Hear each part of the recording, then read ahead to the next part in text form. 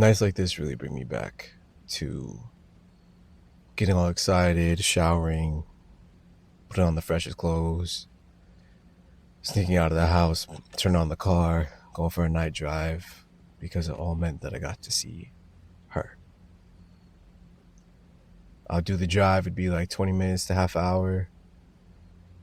I'd get to her dorm room, or the dorm itself, this little house off this street that just shitty, full of potholes and bumps and all that.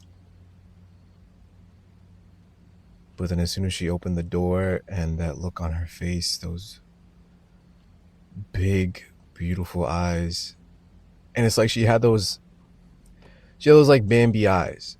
You know what I mean? And I think that's fitting because every time I looked at her, it was like I was a deer stuck in the headlights type.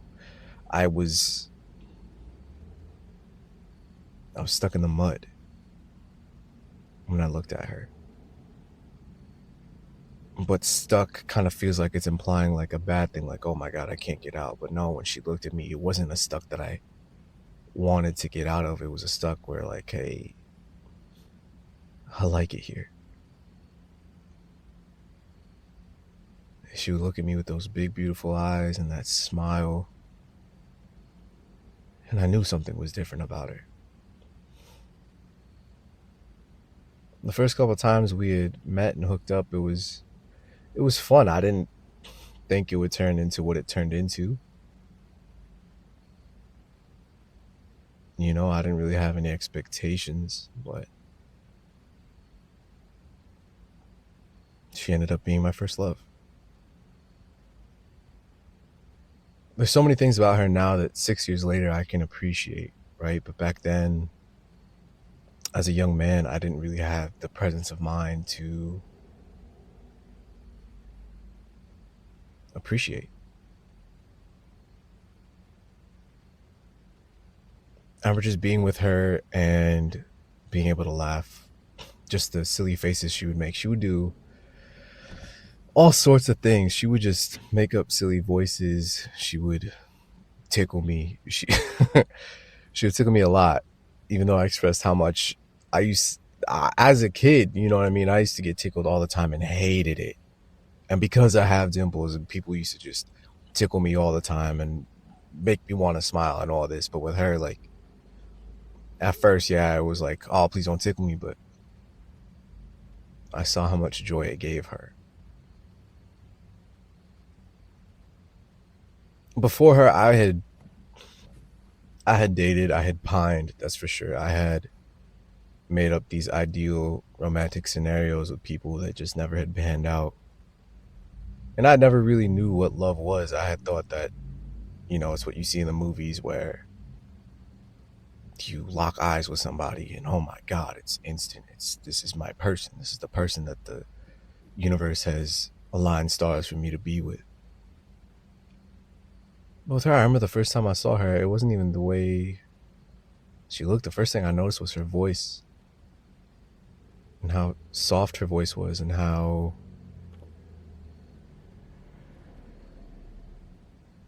I don't know, instantly I felt comforted and how instantly I felt safe.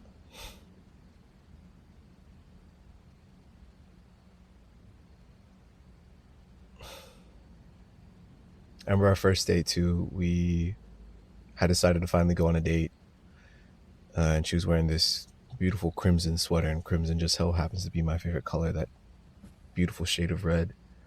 And we went to this nice breakfast place, and I can't remember anything other than being goofy and just being dumb. But if that's what it took to make her smile, then I would be goofy all day long. When I tell you she had this smile that, my God.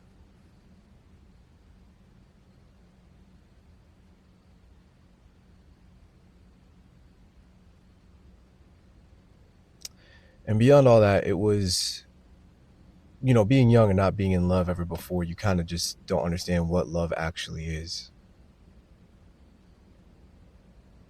This was a girl who would do so many different things for me, so many thoughtful things, as far as just order me things or ask me how my day was, or just genuinely put my feelings at the forefront, to constantly be of service and be thoughtful, and major things too, like introduce me to her parents so we could see each other, because you know how it is with dating Brown, like your parents aren't supposed to know.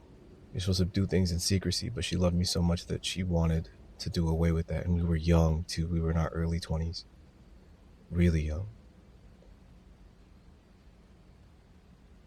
And she constantly made sacrifices. She constantly did things to love me.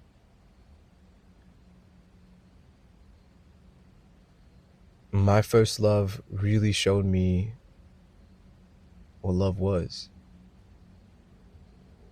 She showed me how selfless it can be, how passionate it could be, how much service is involved in love. And it's not a service where you feel obligated to do it. It's just a service that comes naturally when you're in love. And she showed me that I was worthy of it. But she also showed me that I wasn't ready for it.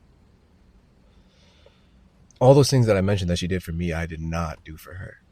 I did not. I thought it was enough to just be present and show up. I had the audacity of just a young man, of just a young person, of believing me showing up was enough, when that's not the case.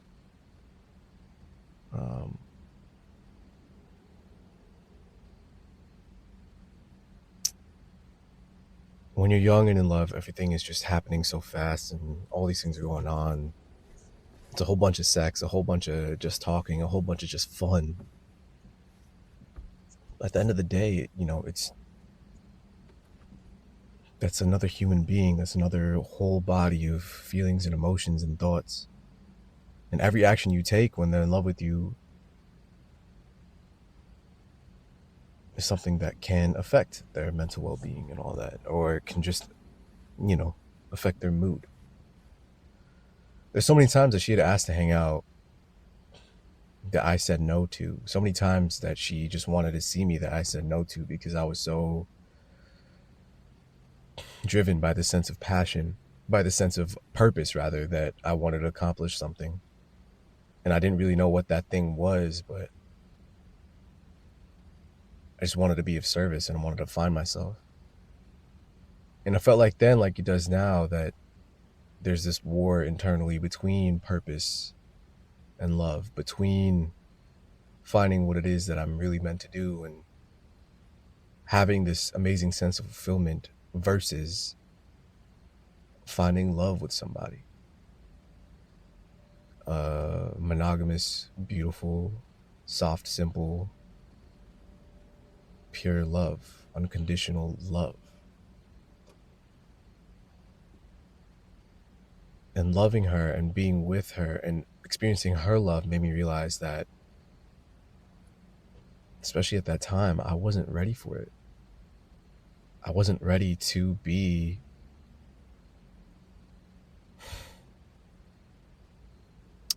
I wasn't ready to love her in the way that she deserved to be loved.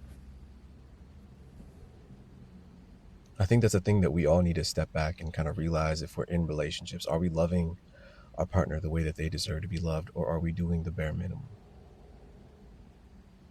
And it's kind of hard to be honest with yourself in that moment, because you want to believe that you're enough. You want to believe that, you're the shit, that you're amazing, that they love you for a reason. But just because they love you, just because, they show up, that doesn't mean that you don't. She continued to show up. She continued to love me and check in on me and do things for me. And I continued to just be there. Things I do now, I didn't do for her, like just getting things for my partner. If it's just like a simple Starbucks order, or telling her asking her how her day was, simple stuff like that, that now is the bare minimum. I wasn't even doing all that back then.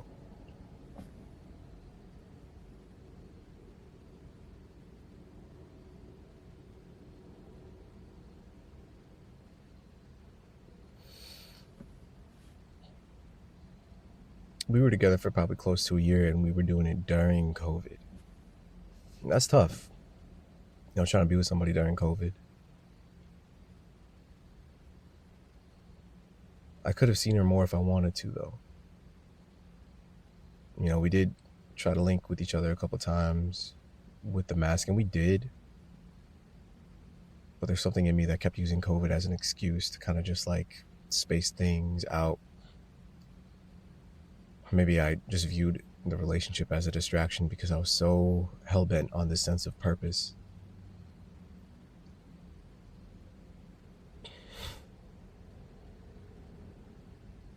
And it's interesting because it's been a recurring theme romantically for me, this battle between purpose and love. It feels like what I'm truly in love with is this never-ending pursuit of fulfillment, of feeling like I changed the world, of feeling like I matter. Not just matter, but more so change the world, that I'm leaving a mark. And I make myself feel better about it by saying, oh, I can do it anonymously and whatnot. And I will continue to do so. But I wonder why I still have this never-ending itch to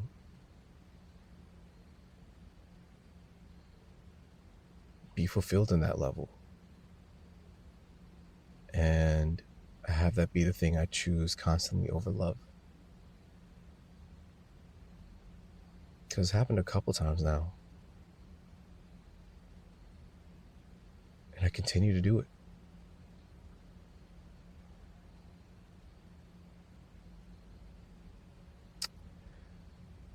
With her, it was much more of a sense of like a pseudo passion, or a pseudo acting like I knew what the fuck I was doing. I really didn't. But she was what made me happy. She made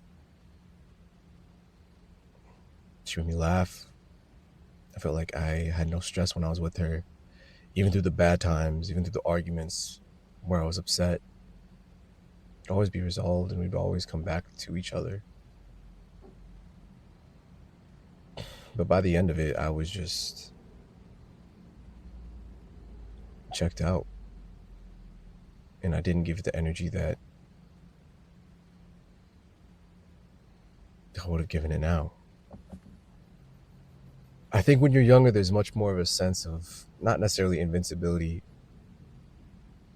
but ignorance to others' feelings and emotions, but also ignorance to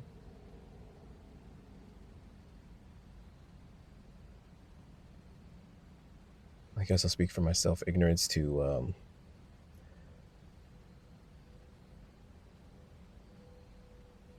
how the path unravels, I guess.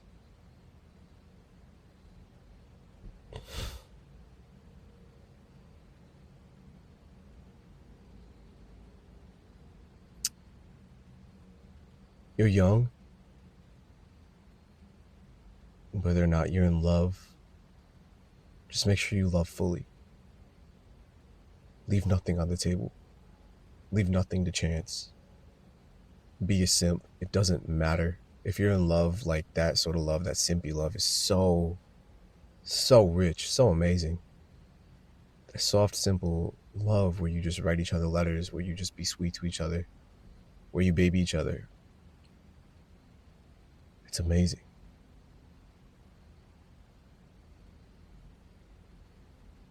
Even now when I think about her, I think about just holding her, kissing her, and how soft her lips were, and this scent of cocoa butter and all these different perfumes, but she always smelled so good. Her skin was so soft. And her voice was the sweetest thing. I could listen to her voice all day.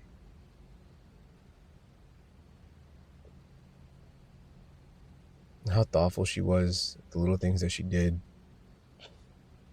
the ways that she saw me. There's one thing that she told me that stuck with me and kind of puts just a bow on the whole thing. She told me once that Her words. These are her words. When I see you, I notice every little thing. I notice the way you walk. I notice your mood. I notice you. But when you see me, it feels like you're looking right through me.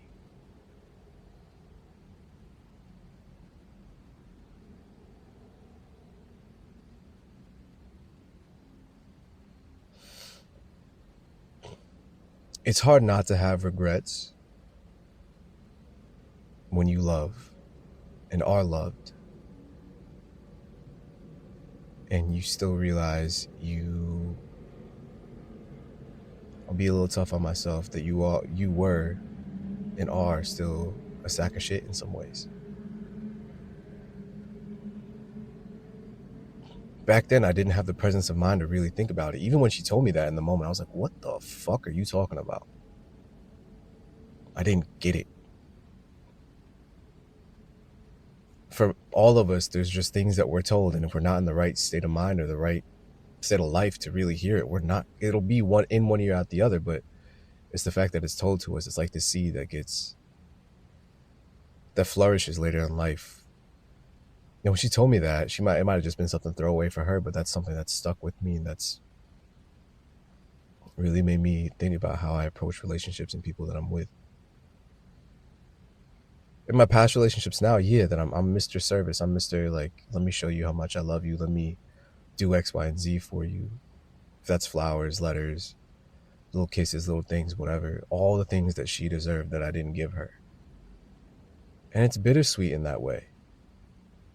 Because in every girl that I've met since her, I've kind of been subconsciously chasing this sweetness, this essence, this passion, this purity of love. And everyone's been falling short. And yet they continue to get all the things that she deserved to get. And that's kind of just life, you know?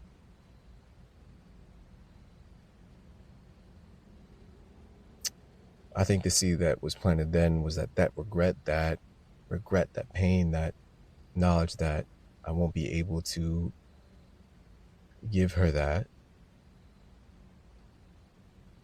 makes me realize that I should be giving that to everyone, not just my romantic partners, everyone that I'm around. I need to be more selfless with my time. That was a big thing. I was so selfish with my time with her, but selfless with my time, resources, and love.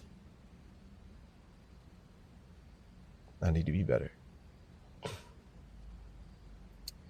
That was 6 years ago. I've made a lot of strides since then, been in relationships since then, and I've learned many, many things about myself since then.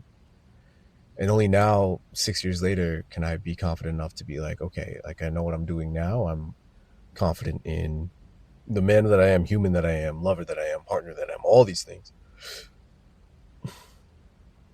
But I wasn't back then. And that's life. That's going through this whole thing. You are going to fuck up. You are not going to be perfect. You are going to have relationships, scenarios, whatever it is, where you will fall short.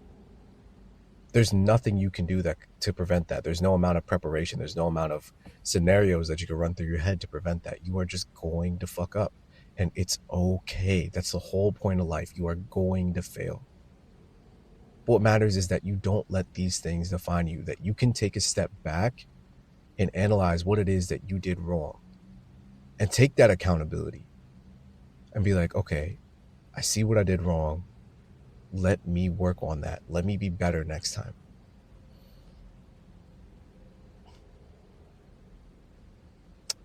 She was a starting point of that accountability for me. She was also the awakening of love for me. She showed me what it was like to love purely, what it was like to love with the little things, the little kisses, the little acts of service, the little let me get you some Starbucks, the little let me rub your feet, the little let me write you a love letter. And because of her, now I can show those things to other people. I try to emulate her. And I'm thankful that our paths got to cross, even if it was just for a year and some change. Because those are time and memories that I look back on fondly. They help build me. They help me become the human I am today. And they serve as a lesson. Every good lesson has an ounce of regret in it. It's the thing that brings you back to the memories that you had, all that nostalgia. It's that bittersweet taste in your mouth of, oh my God, these times were so good, but I did something to end them. Let me not do that thing again. Let me be better. That, amongst so many other things, my first love taught me. 6 years later, I'm not really sure where she's at or what she's doing. I haven't heard from her in years. We kind of left things off on a cordial note, which that's cool, but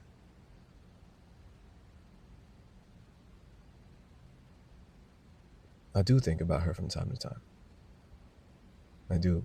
It's perfectly natural to do so, but at the same time, I just, regardless of it's all perfectly natural and all that, I do think about her. Love is such a beautiful, complicated yet uncomplicated thing. And when you're with the right person, it just feels right.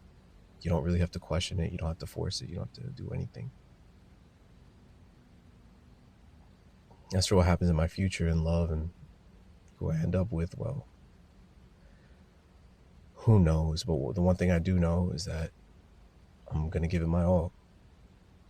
If something ends, it won't be without my without my effort. You know what I mean? I'm going to try. If I'm in love with somebody, I'm going to give it my all. And if I get hurt, I get hurt. That's a part of the game. It doesn't mean I quit, though. You just keep going. No matter how many heartbreaks, no matter how many failed efforts, you keep going. Because at the end of the day, when you find the one person to make it matter, it's worth it. I think that's the biggest thing with love, and you're going to fail 99.99999% of the time. You can go on 1,000 dates at the end of the day, but all that matters at the end of the day is just that one date when you're with somebody and you're just like, oh my God, no, this is it. This is right. This feeling that lives underneath your skin and throughout your body, and in every breath, inhale and exhale, you just feel it through your bones that, oh my God, this is it.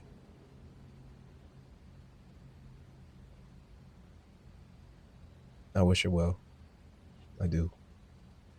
Of course, I still have love for her, even if her and I, somehow the universe were to conspire, were to meet again, let alone date or be together. If we were to meet again, the thing they say is true. It's really hard to find the same person twice in one lifetime, right? In that same person. What's the saying? I don't know. But maybe that's bullshit. The romantic of me maybe might think that there's a chance that, you know, things could pick back up.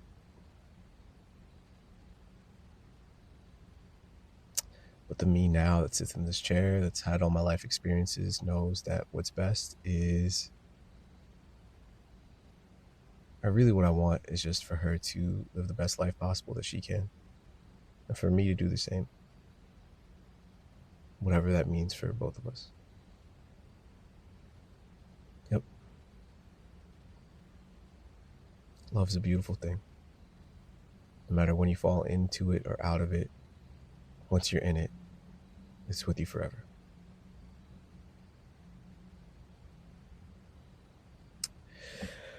All right, I'm taking a sip of this water. And let's go home if I can find my keys. There we are. All right.